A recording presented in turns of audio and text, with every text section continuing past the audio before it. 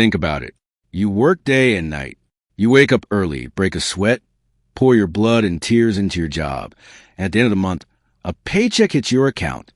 But before the month even ends, where does that money vanish? You don't even know.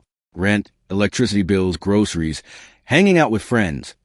After everything is paid for, you reach into your pocket and you find nothing but absolute silence. You ask yourself a brutal question. Why am I working so hard if my destiny is to always end up empty-handed? What is the point of this endless rat race? Exactly 4,000 years ago, in the streets of the wealthiest city in the world, Babylon, a man sat completely defeated.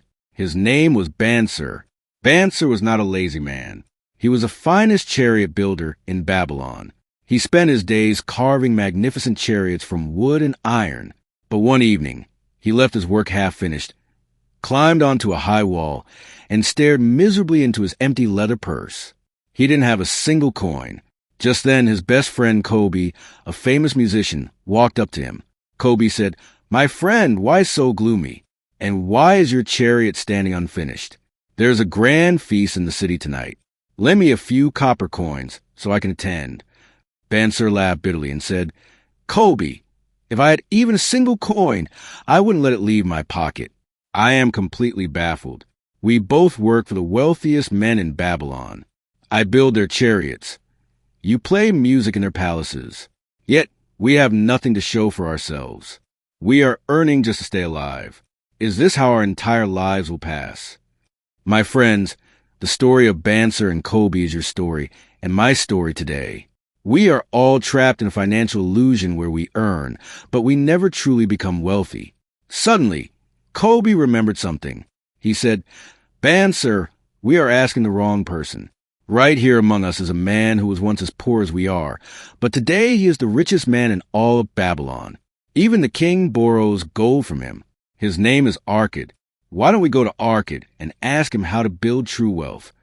And this is where the journey to financial freedom begins, a system written 4,000 years ago on clay tablets, yet terrifyingly accurate in our digital age. Bansir, Kobe, and a few of their old childhood friends arrived at Arkad's magnificent palace. Arkad was an elderly, yet exceptionally sharp and dignified man. He welcomed his old friends warmly. Bansir didn't waste any time and asked directly, "Arkad, you are the richest man in Babylon. You wear the finest robes, eat the rarest delicacies, and your treasuries are always overflowing. Yet, there was a time when we sat under the same master, played the same games. You weren't smarter than us in studies, nor were you better in sports. What did you do to make destiny crown you with gold while leaving us in poverty?" Arkad smiled, looked at his friends, and said, "My friends, you are not poor because your luck is bad. You are poor because you have never learned the laws of money that govern this universe. Or perhaps you knew them, but chose to ignore them." Arkad began to recount his story. "When I was a young man, I was a scribe, engraving words onto clay tablets in the Hall of Records. I worked for hours, my fingers swollen with pain, but my wages were measly. One day, Algamish, a very wealthy moneylender, came to my office. He gave me a highly complex task and said if I finished it in 2 days, he would give me 2 extra copper coins. I carved for 2 nights straight without sleeping, but the task was too massive and went unfinished. When Algamish returned, he was furious. I looked at him fearlessly and said, "Algamish, you are one of the richest men in Babylon. I will stay awake tonight and finish your work, but in return, you must tell me the secret of how you became rich." Algamish laughed and agreed. The next morning, when the work was complete, Algamish placed his hand on Arkad's shoulder and said something that shattered Arkad's entire perception of money. Algamish said, "Arkad, I found the path to wealth when I decided that a part of all I earn is mine to keep." Arkad was confused. He said, "Just that? Everything I earn is already mine." Algamish shook his head. "No, Arkad, you pay the tailor, you pay the shoemaker, you pay the landlord. You pay everyone else except yourself. You have become a slave working for others. If you do not save a small piece of your income every single month, you are a fool living in a financial trap. Let's break down these 7 cures one by one. If you apply them to your life today, your wallet will never be empty again. Cure 1. Start thy purse to fattening. Arkad stood before an egg merchant in the class and asked, "If you place 10 eggs into a basket every morning and take out only 9 every evening, what will eventually happen?" The merchant replied, "Over time, the basket will overflow and the eggs will spill out." Arkad said, "This is the very first step to wealth.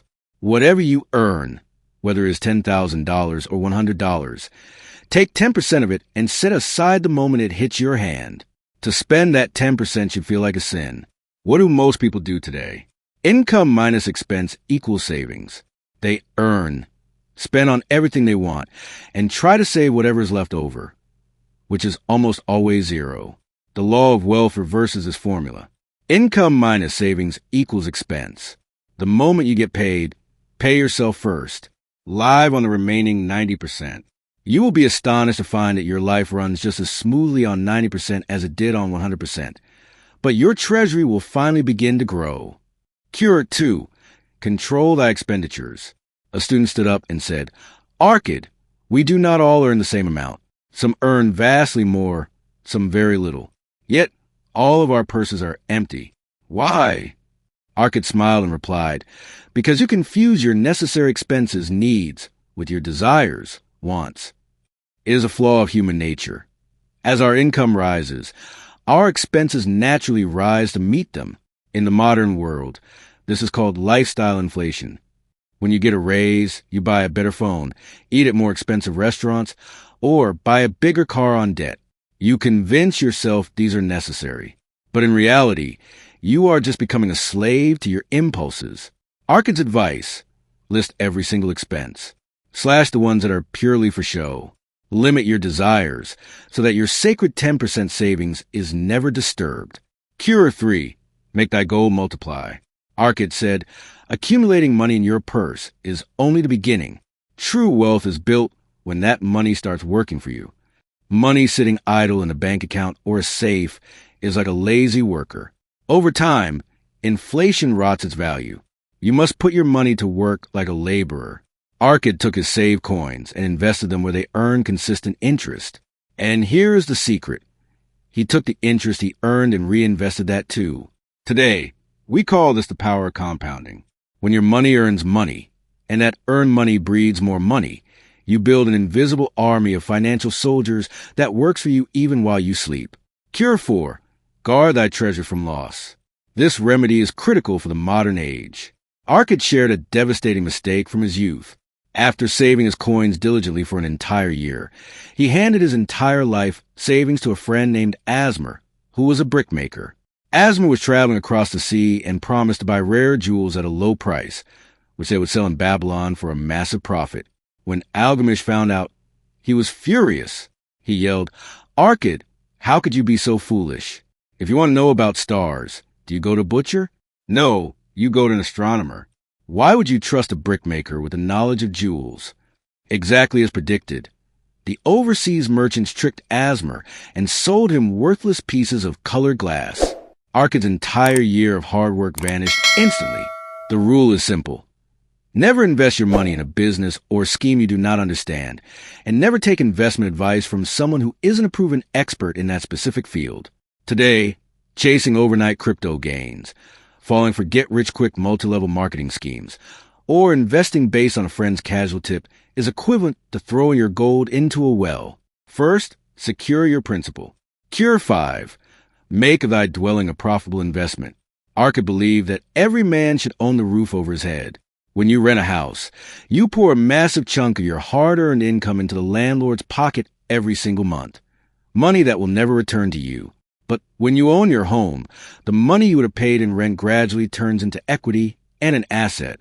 When you have your own sanctuary, your confidence grows, a massive psychological fear is eliminated, and you can focus entirely on expanding your earnings. Cure 6. Ensure future income. Time is a relentless thief. Today you are young, your energy is high, your mind is sharp, and you can earn. But a day will come when your body slows down. You will grow old, or illness may strike. Arkad stated that a wise man prepares for his old age during his youth. You must build an investment portfolio or a cash-flowing asset that will continue to provide a regular income when you are no longer physically capable of working. Guard your family's future today. Cure 7. Increase thy ability to earn. This is the most profound of all the cures. Arkad said, wealth does not appear by magic. Wealth is a reflection of your value. Once, a young man came to Arkad complaining, I work 12 hours a day, but my master pays me peanuts. Arkad asked, are you learning a craft that only a few men in Babylon can do? Or are you doing a job that any random person off the street can replace? If you do not upgrade your skills, if you do not seek new knowledge, your income will remain stagnant forever. Simply wishing to be rich achieves nothing. You must possess a specific, definite desire to earn more, and then relentlessly increase your skill and intellect to match that desire. Read books, master your craft, become irreplaceable, and money will chase you. Years later, King Sargon of Babylon noticed that his city was growing poor. The wealth was concentrated in the hands of only a few rich men, while the rest struggled. The king summoned Arkad and said, Arkad, I want every citizen of Babylon to be wealthy. Will you teach the people of our city the art of making money? Arkad agreed. He gathered 100 men in a grand hall and taught them the 7 cures for a lean purse, 7 infallible remedies to fill an empty pocket. The class sat in absolute silence, absorbing Arkad's wisdom. But Arkad had one final story. Later in his life, to test his son no macer, Arkad gave him a choice. He handed him a heavy bag of gold coins and a single clay tablet inscribed with the 5 laws of gold. He told his son, go out into the world for 10 years. If you prove your worth, my entire estate will belong to you. No macer left. In his youthful arrogance, he completely ignored the clay tablet. He lost all the gold coins within a few years to gambling, bad investments, and deceitful people. Completely broke and starving. He sat in a dark room one night and finally read the words carved on his father's clay tablet. The 5 laws written on that clay are the eternal laws of nature. The first law, gold cometh gladly in an increasing quantity to any man who will put by not less than 1/10 of his earnings to create an estate for his future and that of his family. The second law, gold laboreth diligently and contentedly for the wise owner who finds for it profitable employment, multiplying even as the flocks of the field. The third law, gold clingeth to protection of the cautious owner who investeth under the advice of men wise in its treatment. The fourth law, gold slippeth away from the man who invested in businesses or purposes with which he is not familiar, or which are not approved by those skilled in its keep. The fifth law, gold flees the man who would force it to impossible earnings or who followeth the alluring advice of tricksters and schemers, or who trusts it to his own inexperienced and romantic desires and investment. No macer memorized these 5 laws. He started from zero, worked in a gold mine, befriended wise mentors, and invested strictly according to the laws. Exactly 10 years later, he returned to Babylon. He stood before his father and handed him 3 bags of gold for the 1 bag he had lost. He looked at Arkad and said, Father, your gold was fleeting, but this clay tablet made me a master of wealth. My dear friends, the ruins of Babylon have turned to dust. The golden palaces, the chariots, and the kings are buried deep in the pages of history. But the laws Arkad taught are still alive, breathing and waiting for you. This book does not just teach you how to save money. It demands that you alter your mindset. After this video ends, you have exactly 2 paths. The first path, you treat this as a nice story. Forget it. Continue scrolling through social media and go back to the rat race tomorrow morning, waiting for a paycheck that disappears the moment it arrives. Or the second path, you make a non-negotiable pact with yourself tonight. You decide that from tomorrow onward, the first 10% of everything you earn belongs to you. You will audit your expenses, crush your impulsive desires, and seek expert wisdom to invest your capital. Remember, the journey to wealth is not built in a single day. It is built coin by coin, choice by choice. The richest man in Babylon started as a simple scribe, but he had vision, and he had absolute discipline. The modern world is designed to keep you distracted, broke, and consuming, so that you keep building someone else's empire. The choice is yours. Will you spend your life building chariots for others, or will you command your own destiny? If you are ready to take your first step toward absolute financial freedom tonight, leave a comment below saying, Day 1. Let this be a public contract with your future self. See you in the next video. Until then, guard your treasures and never stop learning.